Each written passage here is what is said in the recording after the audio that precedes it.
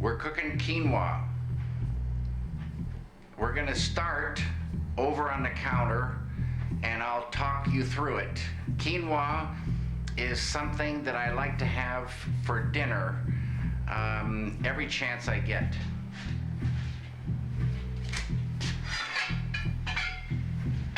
Start with a pan, and this pan is unbelievable. It's super heavy and lined with copper. It's such a good pan. I'm gonna go over now and fill this pan at the sink with some fresh water.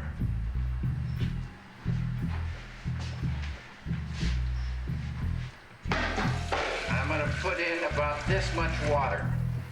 That's about an inch of water, give or take.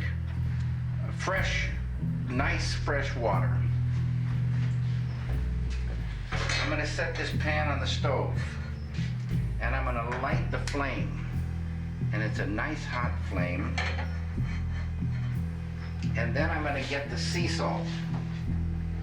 This here is sea salt, and I'm gonna put about that much in there. Then I'm gonna get ready with the quinoa. This is a bag of quinoa, and quinoa, they say, I don't know for sure that it's true, but they say that it's a grain, the only grain that's a perfect, complete protein. Now come over here and take a look at how much quinoa I'm putting in this cup. I'm putting in a little less than half a cup, but it's like sand, this quinoa. It's real tight little grains. But it's gonna puff up, I'll tell you. So I'm gonna try about this much. I'm gonna try just a little bit less. About this much. Do you want to take a look? About this much. This is a 1 cup thing. Okay, I'm gonna set that right there because we're not gonna put that in yet. And I'm gonna seal up my bag so that this quinoa stays fresh. This is sitting here ready for the water to boil, okay? Then here I'm opening up for later little vegetable bouillon cubes. I'm gonna set this right here and prepare it for later. I'm gonna open that drawer right here and get a little knife. Oh, here it is. And I'm just gonna bust up this like so, just into little pieces and let it wait there. It'll be happy waiting right here. This water is about to boil. I'm gonna look at the clock. The clock says 7:34. Okay, now I'm gonna add the quinoa. Here it goes. Right in there it goes with the sea salt and water. And I put the lid on that. Then I'm gonna go over here and get these paper towels. And I'm gonna get a paper towel and fold it for later, because that handle gets so hot you can't believe it. Okay, now I'm gonna go to the refrigerator. And I'm gonna get this fresh bag of organic broccoli.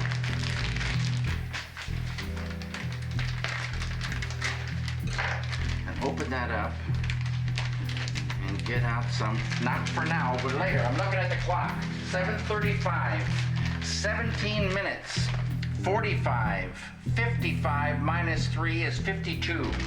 The thing will be done. 8 minutes from now is 35, 43. At 43, we're gonna put this broccoli in there. Since I'm just doing it for one, that's the amount of broccoli I'm gonna use. And this is gonna go back in the refrigerator.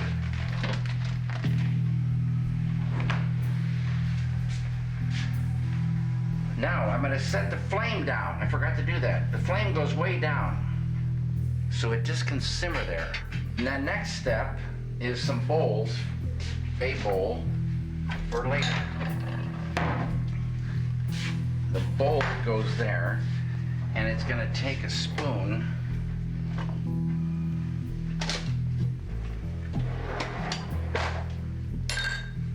there. Then this fine crystal wine glass. This was given to me by Agnes and Maya from Łódź, Poland, and I'm gonna fill it with some red wine now, because this is what you do when you're making quinoa. To buy some time, you have some wine.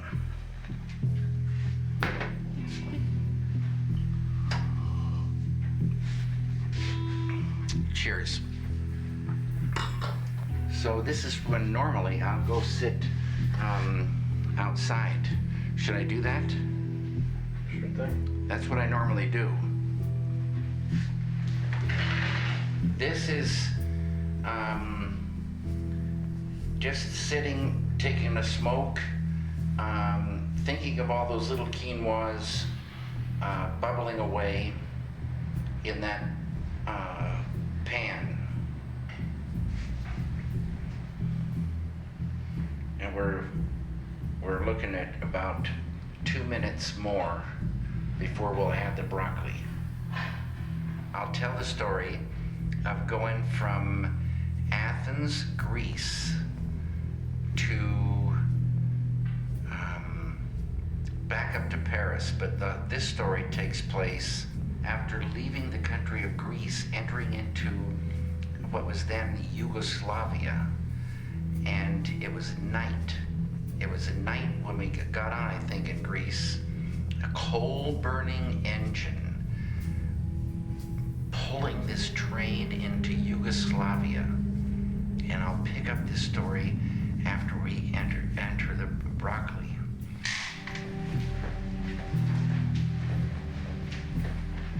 So here we are, and this is the pan, and that lid's gonna be mighty hot. So we open this up. Now take a look at the nice quinoa cooking in there. Cooking away it is, and it goes better with the lid on it. And then in goes the broccoli. But we don't put the bouillon in till 1 minute before the end. So the end is 53. At 52 rows, the thing is really close to getting done. So now we go back out.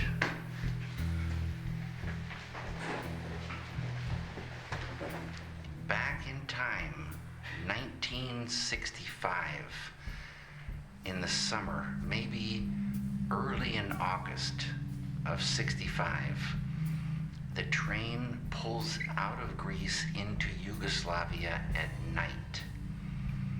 And the train went through a barren landscape, but you couldn't see anything. It was so dark. I mean, a moonless night. Barren landscape where we were in Yugoslavia at that point. And suddenly the train slows and stops. And somehow the message went out that we could disembark, go off the train, because there was an opportunity to buy some drinks. But there was no station. You come off the metal stairs on the train and go across dust. Dust was blowing. Dust was filling the air. And it was somehow warmly lit from the interior lights of the train were spilling out onto this barren, dust-filled landscape.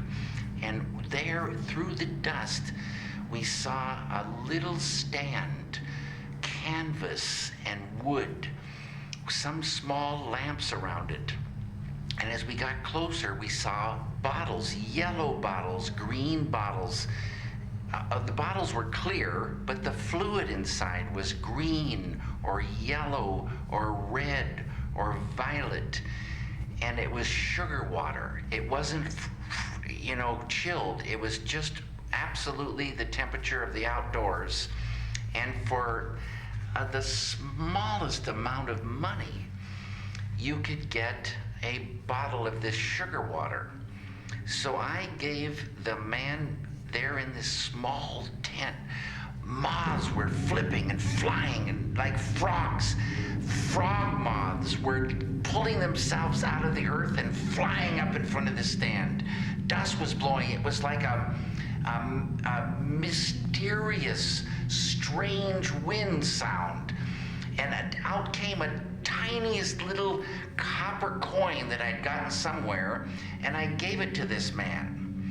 I gave the man the coin. He gave me a bottle of, I don't know if I got violet sugar water or what.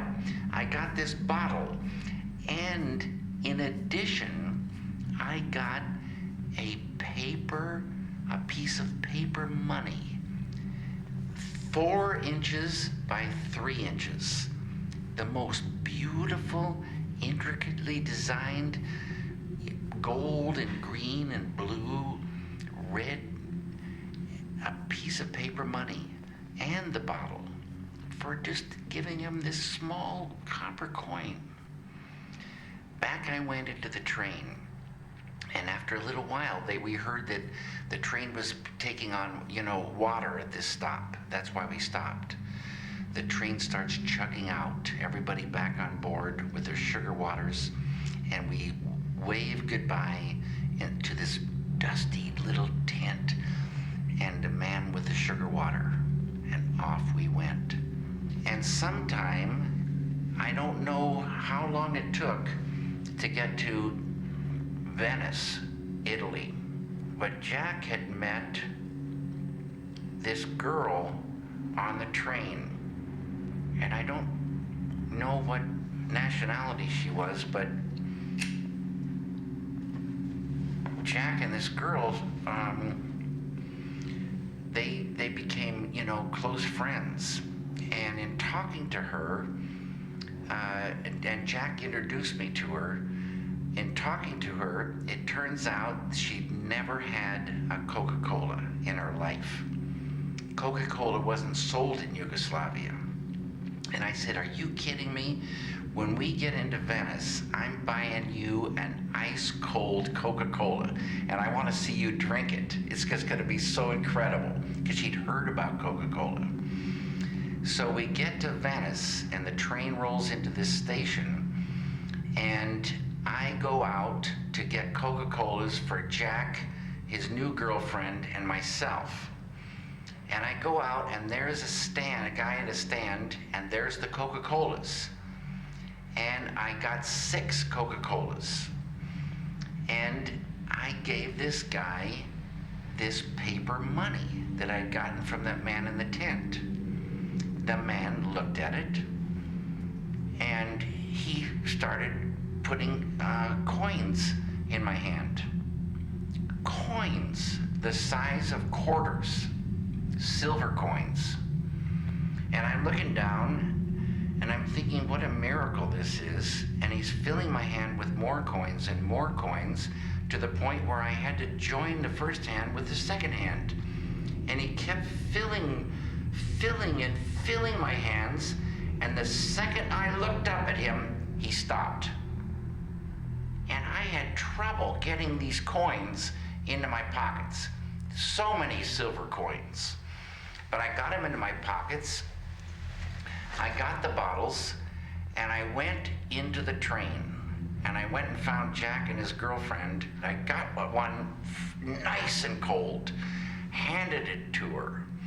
And she took a huge drink, and it all shot out her nose. But she loved that Coca-Cola. After she got used to the carbonation, absolutely loved, the Coca-Cola. What time is it? 7:50. Okay. At 7:52, will you let me know? Yes, sir.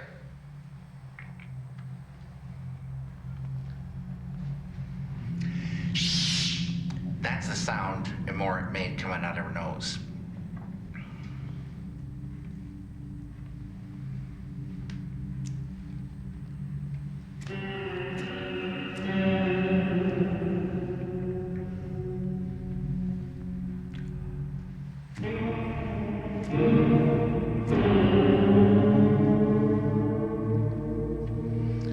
What time is it, Riles? 7:51. Alfredo built all these windows by hand. All this metal. 7:52. Okay, now we're going in and we're going to finish up this process.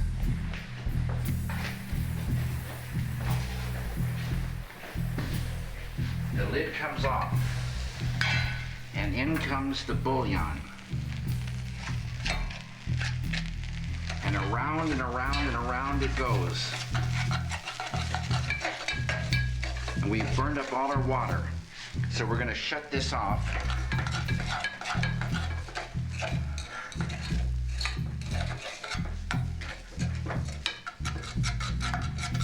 And turn that around to get that bouillon melted in there.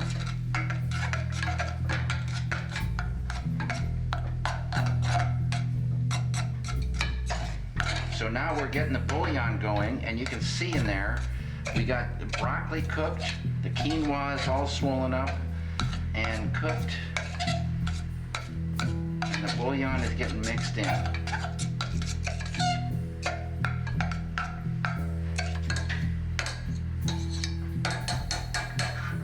Okay, now we get the bowl, and using this, we come over to the bowl and we put the quinoa into the bowl.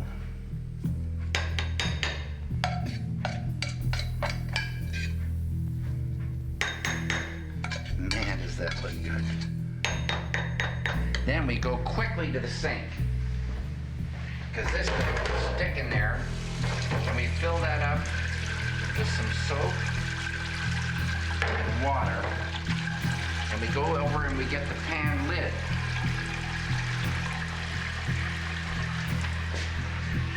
We get the pan lid and we take that out of there as hot as can be.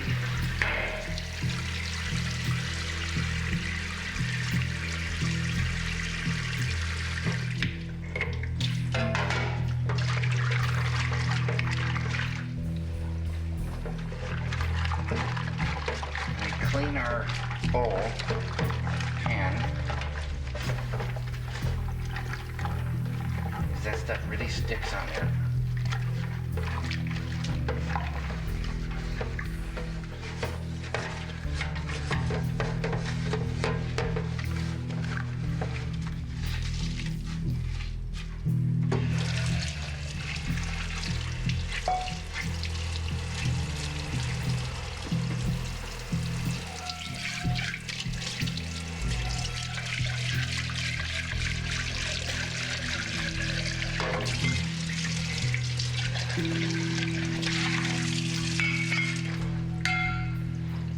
And we get back over here, set our pan lid there. Now, the next part of this is liquid Bragg's amino acid. Liquid amino acid. We squirt a little bit of that on there. It tastes like soy sauce. So good. And olive oil. Extra virgin. Put a little of that on there. And there you have it. A fantastic bowl of quinoa, broccoli, vegetable bouillon, sea salt, liquid amino acids, and olive oil. Really a nice thing. We'll take that out now and eat it.